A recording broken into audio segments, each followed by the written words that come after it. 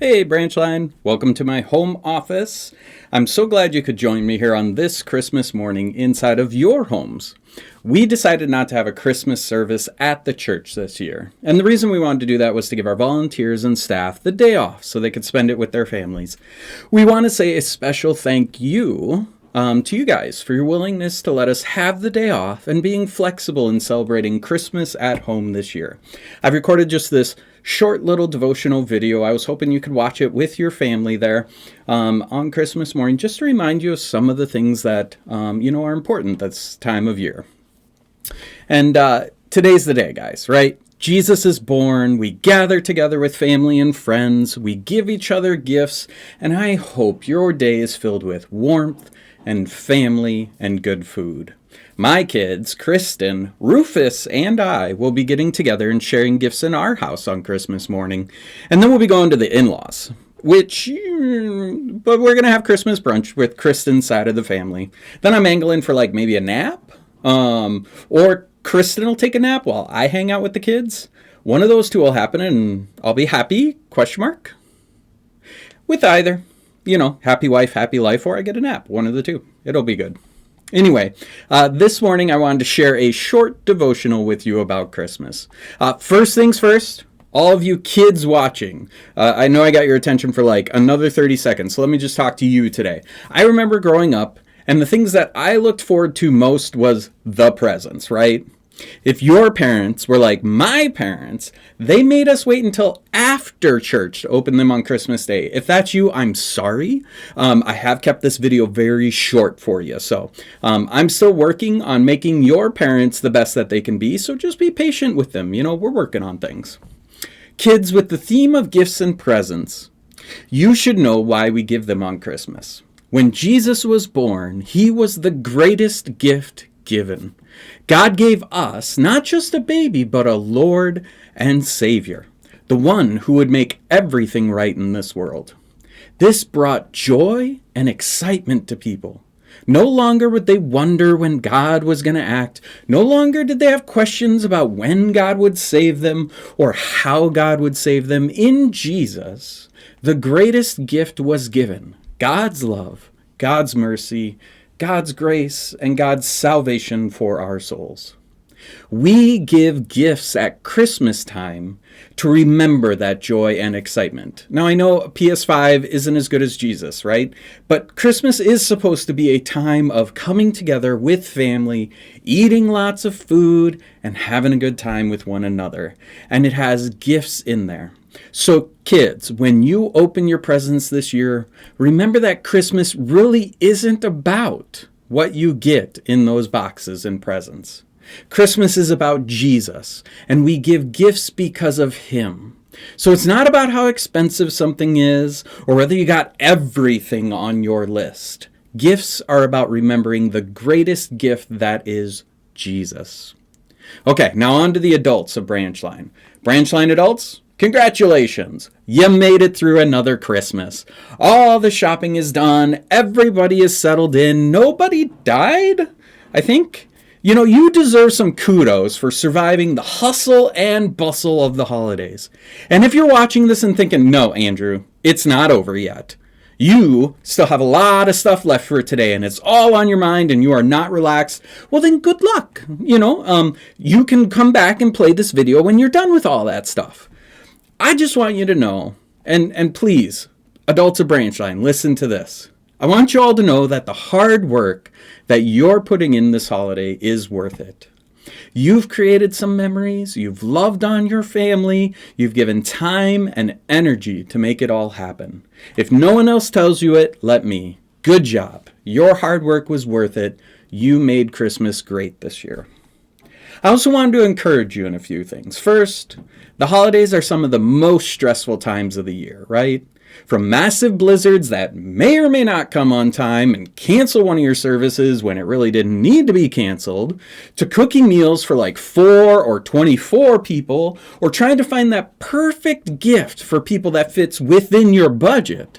What should be a time of merriment and joy can quickly become a list of things that have to get done, a time of stress and anxiety about everything that has to get done.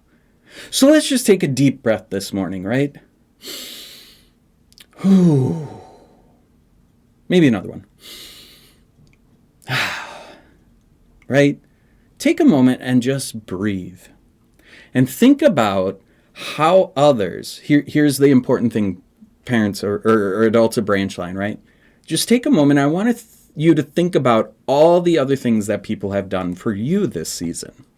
You know, whether it's a spouse that cooked all the meals or helped clean the house, or a parent that went out of their way to make Christmas really special for you as a kid, or maybe a friend that gave you a special gift or a special word of encouragement. Did someone go out of their way and work extra hard this season for you? I want you to take a moment, and if they're there with you, I just want you to tell them how much you appreciate them for doing that. So like lean over, let them know, how things are going. Parents, make it PG. Kids don't want to see none of that, right? And then if it's a friend or something, maybe send them a text. Just let them know how much they mean to you. Don't worry, I'll wait.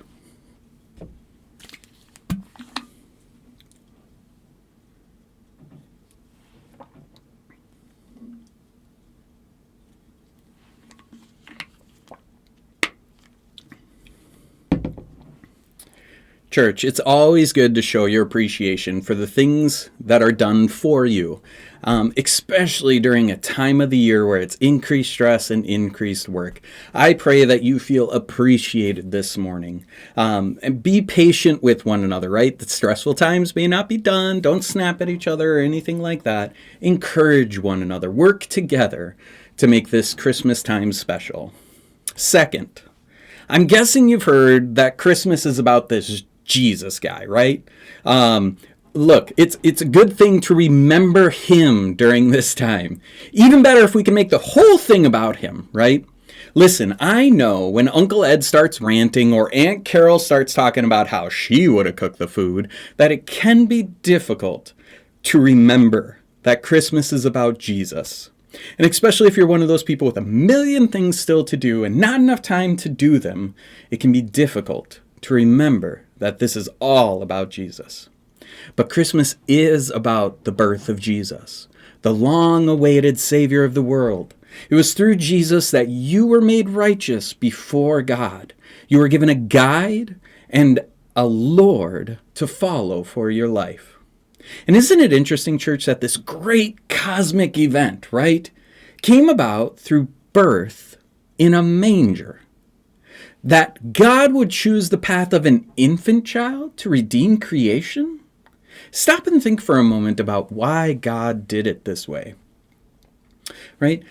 In this way, God demonstrated that humility is paramount, right? God of the cosmos spoke creation into existence, God of pillars and flame, God of burning bushes, God of stars and heavenly hosts and angels and everything like that. He decided to become a baby in a manger. How much more humble can you get?